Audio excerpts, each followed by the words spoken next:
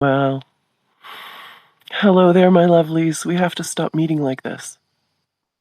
No, we don't. We can do whatever we want. I just wanted to share this with you because I think this is an important message.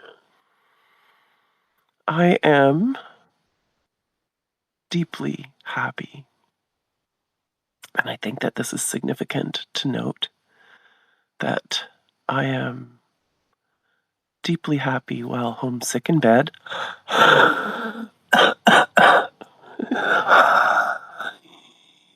That doesn't sound good. I have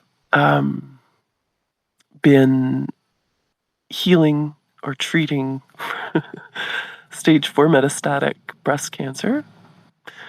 And I have a whole history of ridiculosity in the terms of loss and resilience and all kinds of things. I could tell you sad stories. You don't need to hear them. You need to know I'm happy.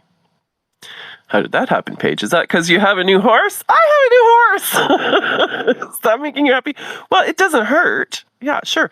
Who's not going to be happy if somebody gives them a new horse? That's a whole other story. I have a horse coming. So thank you, New Start Standard Breds, for making it possible. It was unexpected. I was not looking for a horse. I had written off the idea of horse stewardship until forever. And because I decided that with the rising cost of vet bills and everything these days, it was irresponsible for me to own one if I was making a decision on its healthcare based on the thickness of my not so thick wallet. And so I've just been working with other people's horses. But 2 days ago, I looked into the face of my past and my future and everything all at once. The face of a horse that looked so much like my O'Reilly. And New Start Standard Breds and the owner is making sure that I have a chance. And they're bringing him here. The owner said that I could have him on 3 conditions. 1, he wants to deliver him himself because he wants to meet me.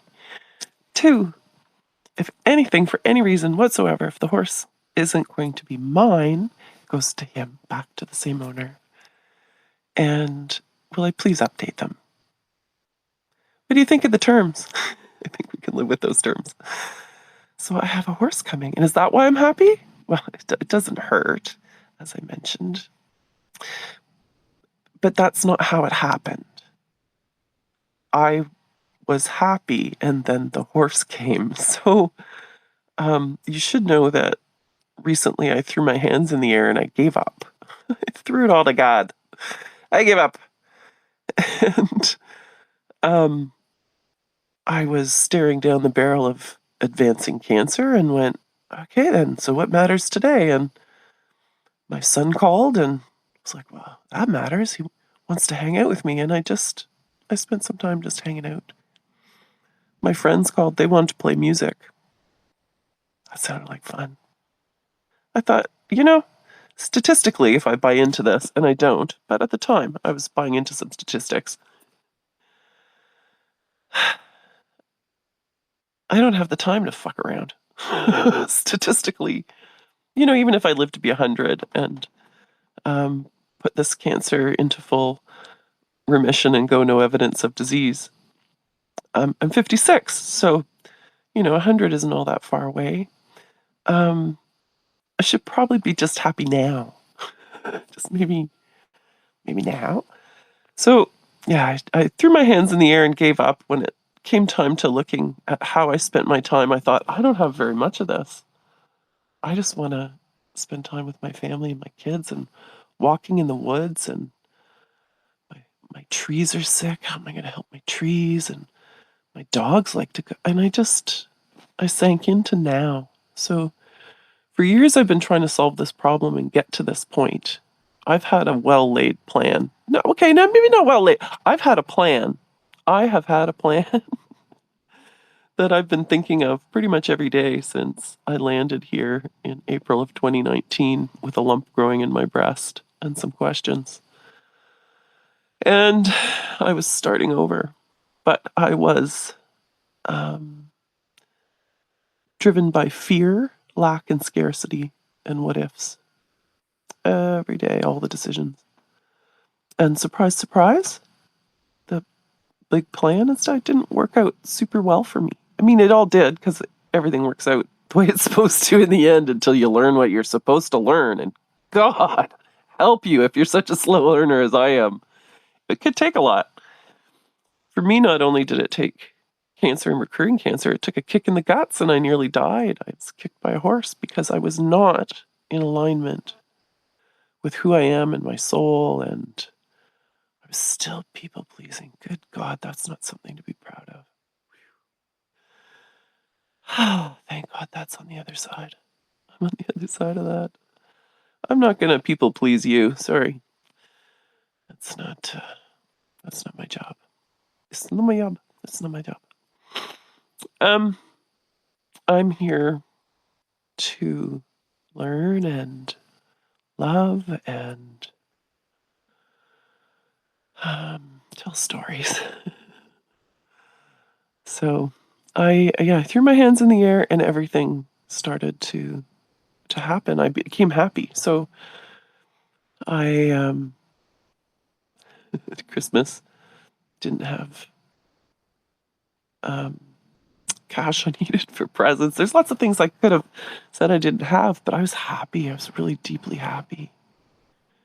And that has made all the difference. I became happy in the absence of money. I became happy in the absence of evidence of why I should be, if we're using the terms and conditions that we normally judge things by. I was deeply happy. I was okay with living, dying. I was just deeply happy. I still am. And that's when everything started going right. I know your life isn't perfect. I know things are more expensive than they ever were. I know you're running low, you're running on empty, and that the expectations in your life are insane. I'm not a doctor. I'm not your therapist. But I am someone who can show you what happens when you put it all down. What if you don't listen to the rules anymore? What if you question what you believed to be true and what you thought was important? What if you started over again with better information and some new questions? Just saying, maybe you could be happy too. I don't know if that means a horse is going to land in your yard with the support to carry it for a year from New Start Standardbreds, but you could hope. What's your dream? Maybe you can share some of your dreams below. They say that joy shared is joy doubled, and sorrow shared is sorrow halved. Let's double joy. Thank you all so much for being here, and I can't wait to bring you along the rest of this journey and introduce you to this remarkable horse, an absolute war horse, a rock star of the standardbred world. I got a rock star. He is a rock star. You're gonna love him.